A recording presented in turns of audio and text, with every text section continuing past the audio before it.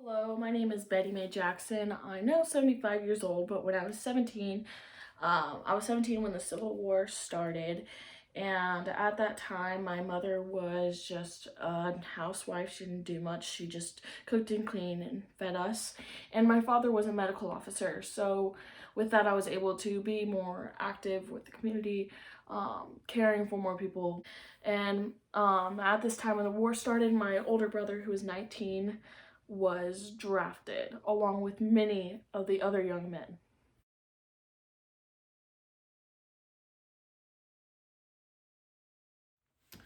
So, a little bit into the war, after Fort Sumter, the government called for a lot of volunteers as they needed help. There was mass casualties for one, and they needed help with bullet making and cartridge packaging. So, of course, as I had already been part of the community and caretaking, I immediately stepped into that role. As the war continued, disease started to outbreak in the camps, and in the bad, poor weather conditions just made it worse for the men. So one thing that me and a couple other women took up was we decided that we wanted to find a place for these men to stay who fell ill and get them supplies that they needed, like cots and bedding and warm food and clothes. One of the first things that the women who signed up to be nurses or volunteered did was it was mainly about comfort and providing a, maternal like figure to these men, or someone who could just, help them feel a little bit better, because we didn't have a lot of supplies and we could really only comfort them. In this process and trying to find housing for these men, a lot of higher up officials told us that we shouldn't be doing this, that an officer should be doing this, because we were women and it was not our place to be involved. Again, I took up this job and I felt that it was a duty to my nation and to the men serving it that I was there to comfort them and aid in getting these men back to war. As so many men were off at war, women needed to take up these jobs.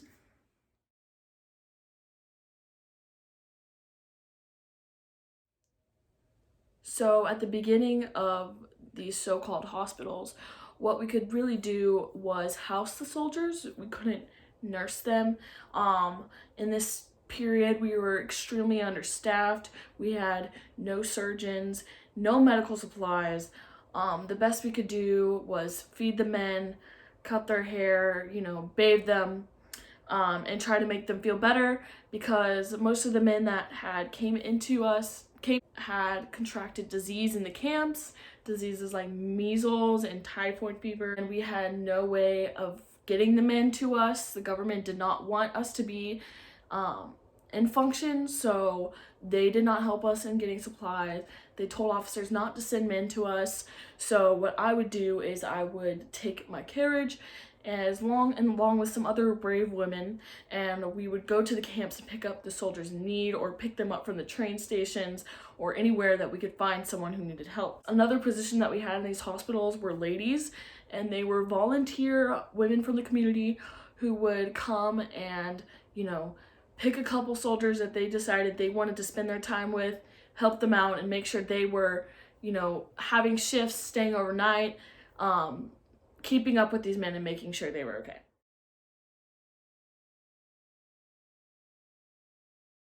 During the winter, as the war got more violent and we started to see a lot of more casualties and injuries, we saw a dramatic increase in men that were sick and wounded, that needed help in a hospital. So at this point, me and my other nurses decided that we needed a surgeon. So we went to the medical officer and pleaded for anything. It took a very long time. It was a long process, but once we convinced him that he was going to have control over the surgeons, the doctors, the nurses, the ladies, everybody that was staffed at this hospital, he was going to have control over what they did. After this, we had more supplies for caring for the men, because we did have men working in the hospital, and we had the availability of surgery, and aftercare along, because the nurses and ladies would still be there. And, you know, we had male doctors in there. And after this, we were able to move to an even larger space to house more men.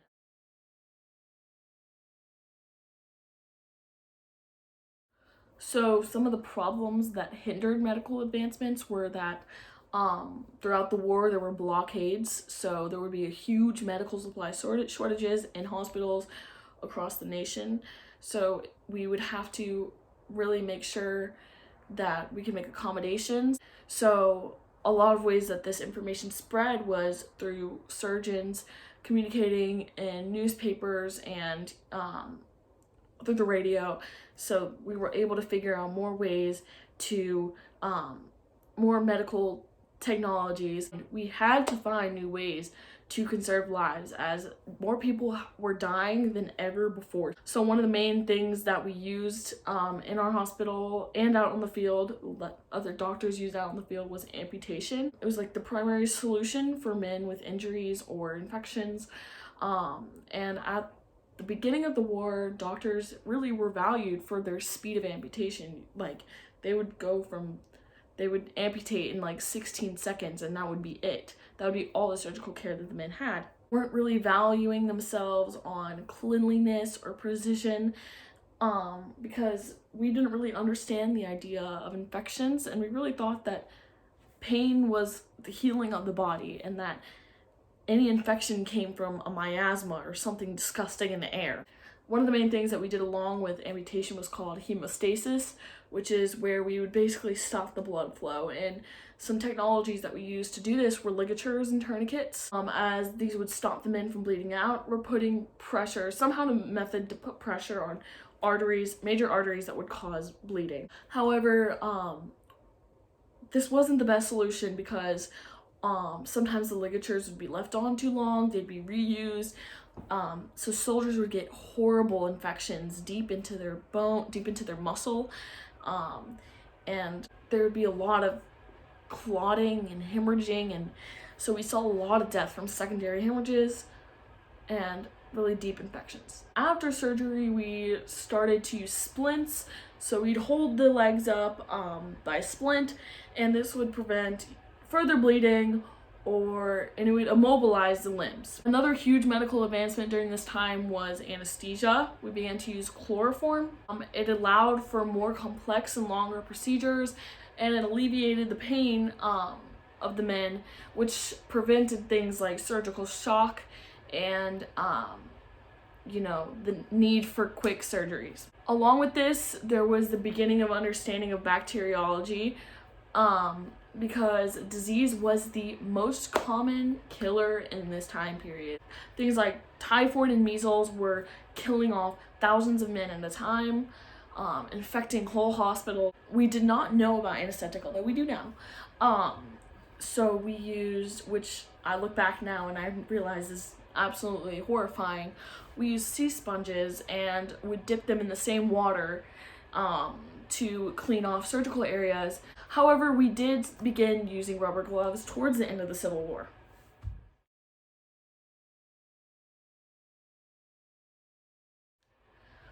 For the first time in history, women were finally involved in something other than housework.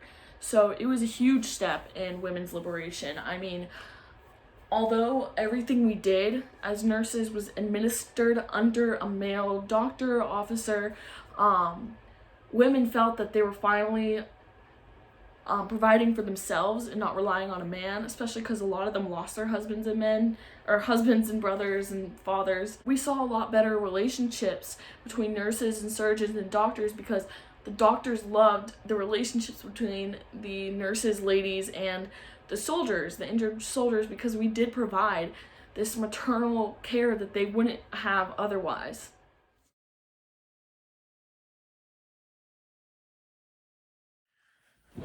The warfare in this time period is much more violent and destructive than it was before. I mean, there's some new military tactics and technologies that are injuring men in ways that we haven't seen before. Portable machine guns, tanks, trench warfare and chemical warfare are having a huge impact on the injuries that we're seeing in hospitals now. Trench warfare is used to, keep men safe and below ground during wartime, but it causes a lot of stalemates. And with this, the spread of disease is rapid. Men are dying of starvation as they're stuck in these horrible conditions with no food, poor weather. There's men that are sick there, injured, so disease spreads quickly. Chemical warfare poses a major threat to soldiers because there's not a lot you can do. The chemical gas can spread throughout the trenches and it can kill many at once because it's hard to escape. The, existence of tanks and quicker and stronger machine guns calls for a more quicker response system and also a more complex medical system that can get soldiers the aid that they need in that time and as quickly as possible.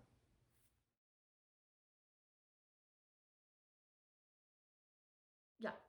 So one of the most impactful and significant medical advancements that we have now is the use of antiseptic for surgery. It allows us to sterilize the wound, the instruments used during surgery, and the dressings used for after surgery, which we've seen that significantly decreases post-operative infections. We see mobilized medical units along with ambulances who can rescue soldiers quickly and transport them from one hospital to another, or one dressing station to a hospital, or from a surgery to a hospital, get soldiers where they need to be. And these units follow the combat units, so we're closer to them and more ready for whatever injuries come our way instead of having to transport them longer distances. One of the major difficulties that we see, however, is the chemical warfare. It's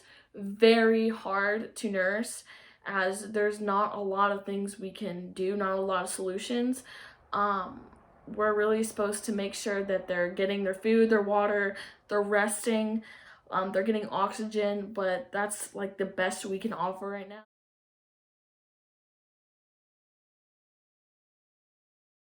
I think there's been huge advancements in the need for women. Because so many men are sent off to war and there's so many casualties, women are there to fill the positions. With the more destructive nature of war, nurses are pushed closer to the front lines, although we are still not allowed to be in field contact because there's still the belief that women shouldn't be exposed to that. Surgeries needed more frequently, so surgeons and doctors need the nurses close by to aid in the surgery, be there to hand off instruments and stuff like that. One huge thing for women is we're finally able to administer medicine on our own, especially morphine, which was a huge thing. Some things that we're seeing now, actually, which is really interesting, is some women are participating in these specialty care teams, somehow getting on them. We don't know how, because typically that's a man's job. We don't see a lot of women doing it, but it's super rare. But these key teams, help in surgery, like taking care of men who are experiencing shock and putting on splints and stuff like that, which is something that we have never seen before. So I guess in conclusion of what we've done so far, despite the constant oppression and need to keep women out of war and violence, we're able to push through, and our labor is so desperately needed in times like this. Nurses and women are more involved in medicine than we ever have been before. And with this, we're earning more respect as we continue to prove our capabilities and, comfort and actual medical knowledge.